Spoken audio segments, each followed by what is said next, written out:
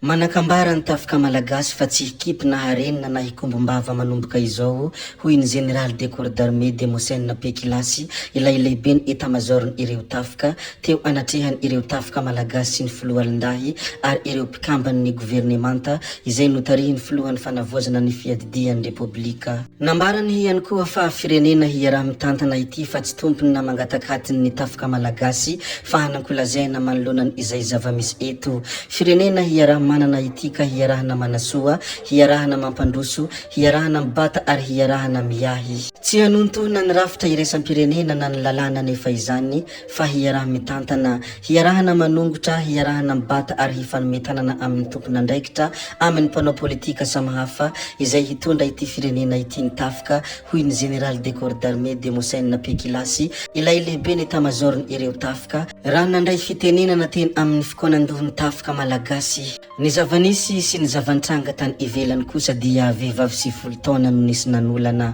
Vehivavy sy folo taona no nisy nanolana tao amin'ny quartier Madeleine France ny andro ny zoma tamin'ny 4 ora maraina. Naharay antso avy amin'ny zanany vavy ny polisy ka nandray andraikitra avy hatrany. Voalaza fa no heverindramatoa fa infirmier ilay nandondona tao aminy kanjo vonivony varavarana dia natosiky ilay lehilahy teny ampandrina izy araka ny fitantarany tamin'ny ireo polisy. Rehefa aveo moa dia nivoaka moramora toy ireny olona mipitraka ao amin'ny ilay trano reny izy noho ny fikarohana izay nataon'ny polisy nefa dia efa misy lehilahy iray voatazona ary nanaovana fanadihadiana. Nanda izao fiampangana azy izao ity lehilahy voasambotra ity. Solombavambahoaka Fidèle Razarapiera moa dia nilazany ahihany ahina ho fanapozinana ara-tsakafo no nahafaty any faniry razafy manantany hoy solombavambahoaka Fidèle Razarapiera. Ahina noho ny hetraketraky ny sasany no nahafaty any faniry razafy manantany ilay mpanao gazety mpamakafaka politika sady mpanolotsain'ny ministry ny fahasalamam-bahoaka hoy ny solombavambahoaka Fidèle Razarapiera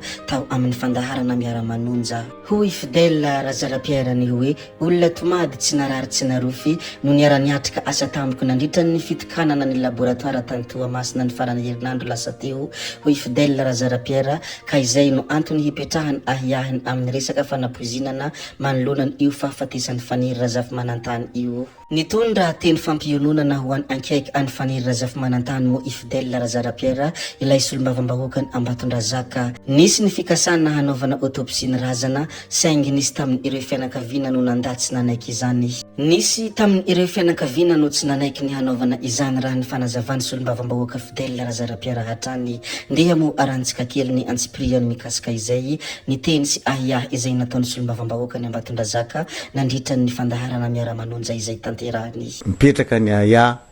hoe fanapozinana no niteraka ny fahafatesana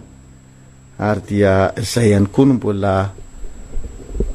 ny fampirarana tao anatin'le izy hoe ahoana ny ahafahana manao an'ilay autopsie mba hanamarinana an'izay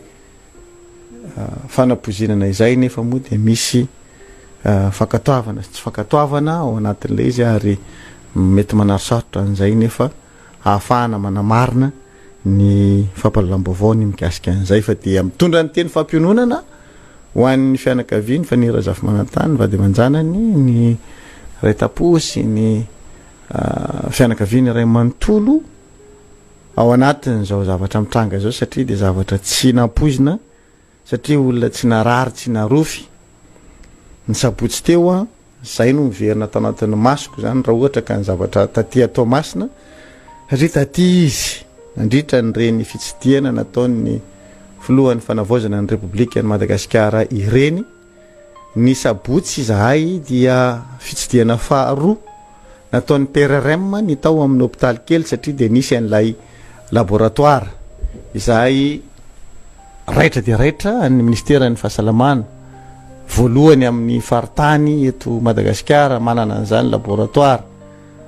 ijerena ny kalitaon'ny sakafo izany ny eto Toamasina ary laboratoire isan'izay tsara hoy izahay teo nandritra ny fitokanana izany laboratoire izany dia teo izy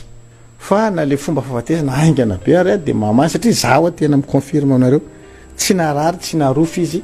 sabotsy atoandro eo amin'ny masoandro mihitsy izy no nijoro safidy nijoro fa tsisy hoe io izy fa lasa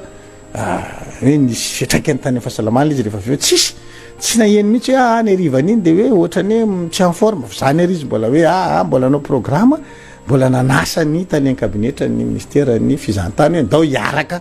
mba analana lazy kely fandombera ireny moa ny zavatra izay noresahany solombavambahoaka Fidèle Razarapiera nandritra ny fandaharana miara-manonja fandeha moa isika iresadresaka indray ny mikasika ny filohan'ny fanavaozana andriamatoa colonel Mikael Randrianirina izaho rery ihany no filoham-panjakana eto Madagasikara araka ny fanapahana noraisiny HCC hoy colonel Mikael Randrianirina. Fanirina dia ho vita ao anatin'izay 4 volana izay ny fioanam-be-pirenena sy ny fifidianana lalam-panorenana ary ny fanavaozana manontolo sy lalina ny lisam-pifidianana io no navaly ny filohan'ny fanavaozana anireo délégationna sadaiky noraisiny colonel Mikael Randrianirina sy ireo mpanolotsaina avo teny amin'ny lapany Ambohitsirotra Omaly ireo délégationna sadaiky izay notariny Ramatoa Banda filohan'ny Republika ny Malawi teo aloha. Ireo tanora sy ny vehivavy no hanana anjara toerana lehibe amin'ny fizotran'ny dinika nasionala izay hatao eto Madagasikara izay tsy maintsy handraisan'ny rehetra anjara araka ny nambarany colonel Mikael hatrany. Nisy ihany koa ny fanontaniana napetraka ireto délégationna ireto mikasika ny tena filoham-panjakana eto Madagasikara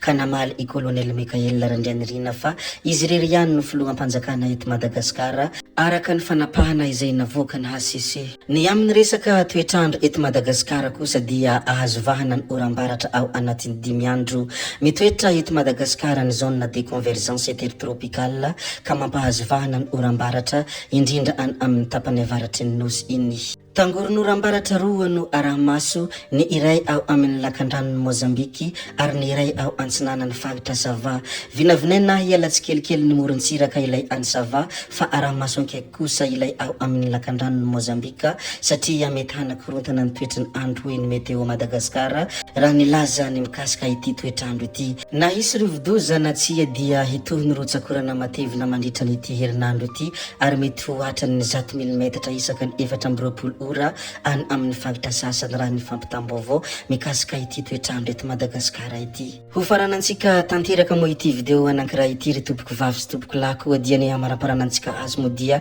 hizara ity sary mahafinaritra ity sary ny filohan'ny anterimeram-pirenena Andriamatoa Siteny Randrianasoloniaiko tsy agitra moa ity sary ity Kazaraina ary mahafinaritra ihany koa Kazaraina. Tompoko vavy sy tompoko lahy zay ihany koa no namarana ny video antsika koa dia mankasitraka anareo na vitana ianao hatramin'ny farany ary mbola manentana anareo fonany mbola hanaraka ny video manaraka izay alatsaka iato misesisesy zay fa tsy halavenay ny resaka hametra veloma izay ay veloma vetivety amin'ny manaraka indray no manao ny misimisy veloma ary tompoko lahy veloma tompoko vavy.